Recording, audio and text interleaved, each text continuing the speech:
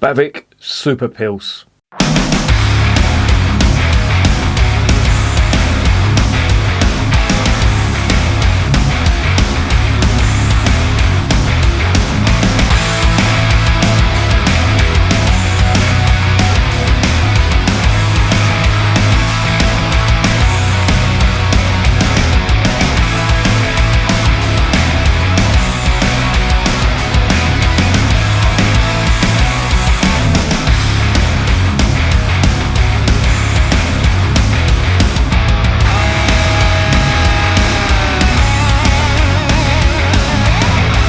And remember, life is too short to be drinking shitty beer. Welcome to another edition of Bands, Bikes and Booze Reviews. I've got a can of this stuff, Bavik Super Pils, and this is from the Brabandere Brewery. I think that's how it's pronounced, the Brabandere. That's what it looks like to me anyway. And I'm sure I've had one of these before. I remember reading or looking at their website, and for the life of me I cannot remember which one it is, but they do quite a few different beers. It's like I wouldn't say it's a contract brewer, but they do beers of different styles. So for example, they just haven't got that trademark and that's all their beers. They do different styles of beer and they're completely different. You wouldn't know it's come from that brewery, and I don't know why they do that. I don't know, it's a bit weird. Bit of a weird one for me anyway, but this is their Super Pils. Now I am always wary about a company that puts the word super on their beers, because I don't know, it's like you need to tell people how good it is before they've even tasted it, and I just think, well, if you're doing that, you're obviously covering up. It's like, you know, blokes with small dicks driving Ferraris. I know what a fucking analogy that is, I know, but that's what it reminds me of when you put super and, you know, superior brewery and all. Fuck off. The proof is in the tasting. That's what I always say. I don't care. You could have a blank can and have the best beer in the world, or you could have a can that makes you fucking cups of tea. If the beer's shit, the beer is shit. It doesn't matter how you dress it up. Despite all that, they've got a bit of a heritage. They've been going since the 1890s, and you know, they've gone through, you know, the First World War and all that. They had to stop brewing completely. They got through that. Had to go through the Second World War, had to stop brewing again, and it was only really in the 50s that they started sort of taking off. And as I say, they brew quite a few other beers that don't bear their name. But the other beer that I'm just trying to think what the other beer was. It could have been their Vit beer. They do one called what's the name of it?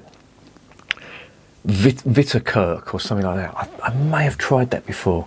I think that's probably where I've looked at it on their website. But anyway, I've got this Bavik Super Pils. Really, I haven't got high hopes for it. It was cheap. I got it from KG's off licence from Didcot in Oxfordshire. I'm sure I've been to Didcot. Have I done a gig there? I might have done a gig there. Anyway, they're not bad actually. I discovered them recently. They do quite a good selection of beer. Certainly do some good Belgian ones, and this one was quite cheap, so I thought I'd give this a go. As I say, really haven't got high hopes for it, but let's get it open. Let's see what's going on.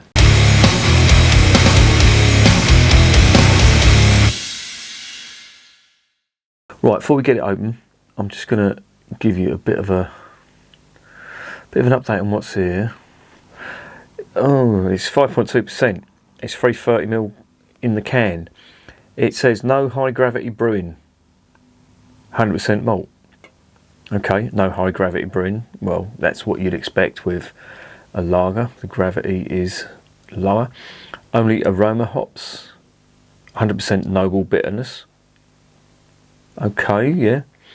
30 days long and cold maturation, 100% crystal clear. No pasteurisation, 100% natural flavour. Well, 30 days. There's brewers that do less than that. I've heard Foster's do less than a day. And Carlin, some of them macro brewers, I remember seeing a write-up from somebody who worked in one of the macro brewers, and it was about a day maximum, 21 hours or something like that. And you know, that's what macro brewers do. But 30 days, yeah, you're going to get rid of all the nasties in here. So it sort of does talk a good fight. As I say, 5.2%, 330ml can. Anything on the side? Not really. I know nothing about this, so let's open it up and see what's going on.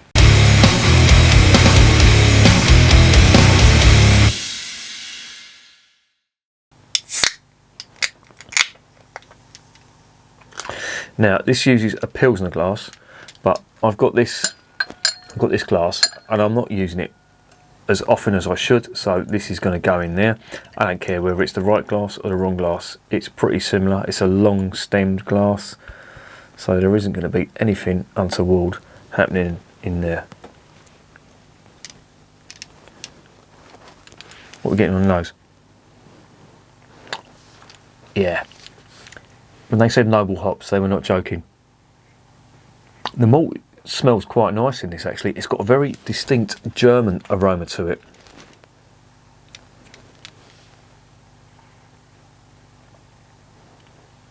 It's smelling quite good actually. Now that surprises me because I just thought this was going to be a cheap old beer from Belgium, like a Pils, not sort of Jupiler style, but not brewed on as big a scale as Jupiler, but you know, it was sort of going to be sort of in that vein. Jupiler is actually not a bad beer. I don't mind it. I've got very happy memories of drinking Jupiler beer in Bruges. It does smell really nice, I have to say. It's got some nice sweet bready malt on that, and some very nice spicy noble hops. When they said aromatic noble hops, they were not joking. You really can get that. And it gives it a distinct German aroma to the beer, certainly a German Pils aroma. Let's get it down the hatch.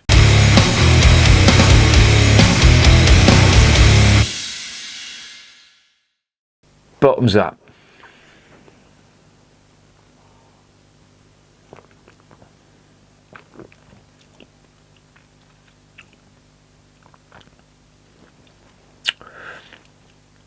Not bad, I will say that.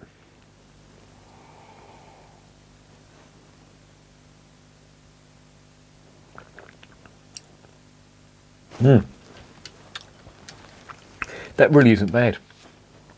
If you look at it, there is a really slight haze to it. I know they say that this is filtered, but it's really got a slightly haze to it. The head's dissipated, carbonation levels are quite big, but the flavour is distinctly German. There's a load of earth mixed with sweet malt and some slight spice on the finish. And don't get me wrong, there's German Pilsners out there that, certainly from the north of Germany, that have got much more flavour than this. But all things considered, and for the price, that was under £2 a can. This isn't bad at all. I'd imagine that this is quite cheap in Belgium. Let me have another dig in this.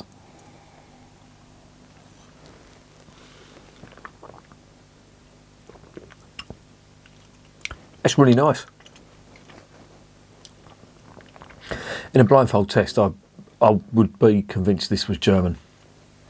Probably from the North German area. And I'll tell you what, they have got the Pils style, the German Pils style, spot on. And that on the side it says only aroma hops, 100% noble hop bitterness. That is fucking bang on. You've got the earth and it's more earth than spice, but the spice is there. But there's like little herbal notes to it too, which is what you get in German Pilsners.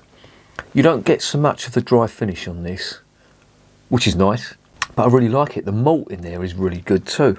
It's very agreeable, very sort of doughy, bready type malt, almost like Pilsner malt. Well, I'm assuming it is Pilsner malt, but it really tastes nice.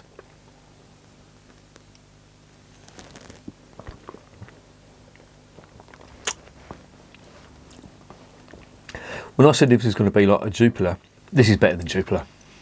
It's got much more flavour. It really has. And I'll take it back. I really didn't have high hopes for this. I thought these were like a cheap and nasty Belgian brewer, but they're not. This is really good. I wouldn't say it's super Pils. I'd say above average Pils. That's what I'd call it.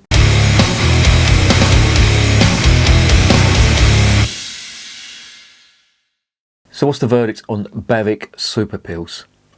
That is not bad at all. It is very true to the German Pilsner style. Now, anyone can call their beer a Pilsner, you know, a Kestrel Pilsner. It tastes fuck all like a Pilsner, in my opinion. I know that's an extreme, it's a macro brewed beer. Even the Holsten Pils that's brewed over here, not the stuff that is actually brewed in Germany, but the stuff that's brewed over here, it tastes fuck all like a Pilsner. It's just pumped full of, I don't know, like a glucose. I think it's glucose syrup they put in it. And don't get me wrong, the Holsten Pils does taste reasonably okay. It's not the worst beer in the world, but when you start putting glucose into a beer that you're going to call a Pilsner, you shouldn't call it a Pilsner. Just call it a lager, because Pilsners are supposed to taste like this. Well, no, that's a lie.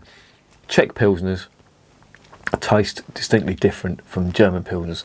German Pilsners are quite earthy, quite a dry finish, and are generally not as rich in flavour. They're certainly lighter in colour.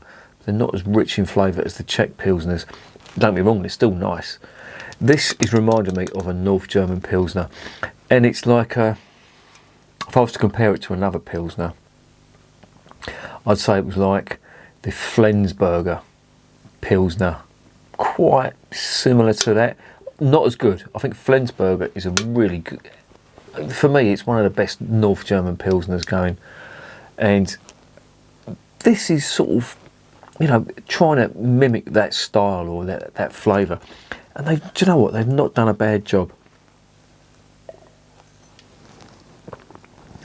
I'd be quite happy drinking that all night. I would not have a problem with that at all. I'd imagine on draft that would be really nice, really cold, really refreshing. Yeah, that is a good one, and I take it back. I really didn't have high hopes for this, and I like it when a brewery like that surprises me.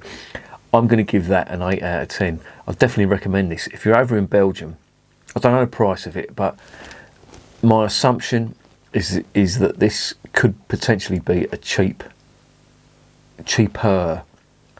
lager.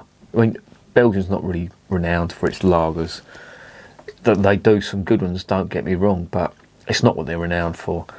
But if you see this over there, if you're ever over there and you see it on draft, or you know, you see cans of it and you just want a fridge filler, if you're over there on, you know, a weekend or for a week or so, this is not bad. I would definitely recommend this beer. Quite impressed. I'll take it all back. The Brabandere Brewery, you've done a really good job on this one. Hats off. And remember, beer is working class champagne.